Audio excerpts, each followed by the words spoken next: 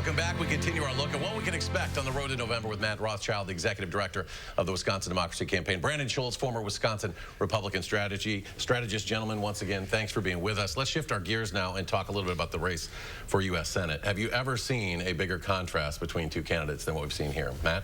No, and if the Democrats can't beat Ron Johnson right now, they should get out of the business of politics, and, they can't sell popcorn at the movie house if they can't beat this guy, because look at what Ron Johnson has done. I mean, he had lethal idiocy on the COVID issue. Here we have 1 million people dead from COVID. In Wisconsin, 15,000 people dead from COVID. And he was telling people it's not serious. He was telling people to take ivermectin. I mean, that's awful. We have Ron Johnson, who was a co-conspirator in the January 6th plot to overturn our elections. Ron Johnson not wanting to give people a break on their insulin. Ron Johnson not seeming to care about good jobs even in Oshkosh when the Oshkosh Corporation was moving jobs away from our state. So he's incredibly vulnerable. He said he wasn't going to run for another term. He's running for another term, and his popularity right now is almost at the freezing mark. So I think this is really hard for Ron Johnson to succeed here. Brandon, how does he run this race, the senator? Well, first of all, you're assuming that Republicans would leave Ron Johnson, and they won't. They're going to vote for Ron Johnson because Mandela Barnes is not an option.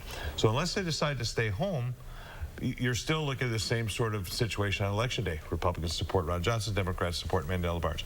Barnes is not an option because, as you have the playbook for Barnes on Johnson, there's a list of things that Mandela Barnes has taken on issues and positions he's taken, which will leave him wide open, whether it's on crime, whether it's on bail, whether it's a plan for the economy. I mean, this is going to be a great contrast between a conservative and a liberal. And as much as you want to beat up on Ron Johnson, he's going to tell you what he thinks, and he's going to stick to it. I think when you get down to Election Day, this is going to be just as competitive and as crazy as the governor's race. The Senate race is for all the marbles in Washington. That's the 51st vote. Whoever wins this race in Wisconsin, that's the 51st vote. That's the majority. So both sides are going to be coming at it guns blazing. Barnes, by clearing the field and having no competition, and even during the campaign when Lasry and Gudlowski and others were in the race, they never really laid the glove on the guy. They were all so afraid of saying, oh my gosh, we really can't attack somebody. Look, this is politics. It ain't beanbag. You're going to attack your opponent. That's what campaigns are made of. And if you can't do that, why are you in the race if you're not willing to stand up and take a poke at somebody? So I think that hurts Barnes. And so he's going to have, he's not going to be, as they say, tournament ready, tournament tested. He's coming out of there out of a nice little primary. It was wonderful. But now this is going to be big time. And it's not just Ron Johnson versus Mandela Barnes. Think of all the outside organizations that you've already seen in these races, double, triple, quadruple that. The activity in this state outside of the campaigns is going to be enormous. And I hate the outside money. I don't care if it's coming from Democrats or Republicans. I hate outside money. I hate dark money. I hate big money, telling people in Wisconsin who they should vote for.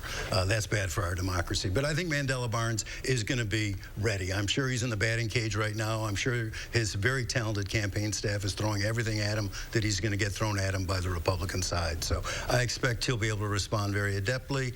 And look, people know Mandela Barnes. He's been around for 4 years. He won last time with Tony Evers. He's a very nice guy. He's a very smart guy. To know him is to like him. I've known him for years.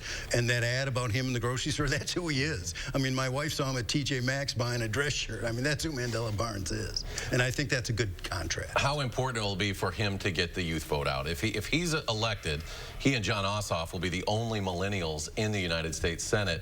How do they mobilize the youth vote here, and are they inspired enough in a midterm to come out like they are for a presidential election like they did in 2012 for President Obama? Milwaukee really didn't show up in 2016. Can he get them to do that this time? I think Milwaukee's going to show up this time. I think the youth vote's going to show up this time. I think the female vote's going to show up this time, especially with Roe v. Wade down the tubes. That other ad that Mandela Barnes has been running about abortion with his mother is a very effective ad, and I think he's going to be able to make hay on that too. What do you think of obviously the abortion issue is so big? Did Republicans maybe miss fire on that a little bit? Because they come out, and obviously the Supreme Court makes the decision, but it seems at times to have really triggered a mobilization among the left. Yeah, the leak of the decision before it came up was designed to move base Democrat voters, clearly. That was not a, oh, by the way, it was a, I happened to leak it. No, that was done to get the base going because things were in such terrible shape for Democrats. And it worked. I mean, it did motivate base. But as Charles Franklin will tell you, the polling that he's done over the years, you don't see this as that much of a mover. I mean, those people, pro or opposed, are set in their ways. And again, you have to figure out is whether or not this election is going to be based on that single issue in combination with everything else that is going to come in that U.S. Senate race, on the economy, on crime, on foreign affairs, and on the president's performance. All those things come into play. I'm not certain yet that this single issue determines who wins and loses the race. And back to my earlier point, this state is split 50-50. Republicans are voting for their person, Democrats are voting for their person. That issue is important to the Barnes campaign because it will turn out voters. And if they maximize it, that's key to that turnout. It may be new voters have never voted, new young voters who've never voted before on the abortion. It'll be interesting to see how the youth vote turns out.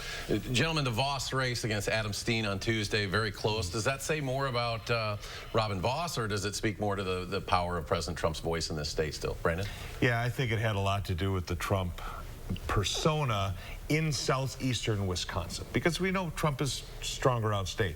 But it was a question of whether or not how Trump would settle out in southeastern Wisconsin, which he hasn't done well in the past.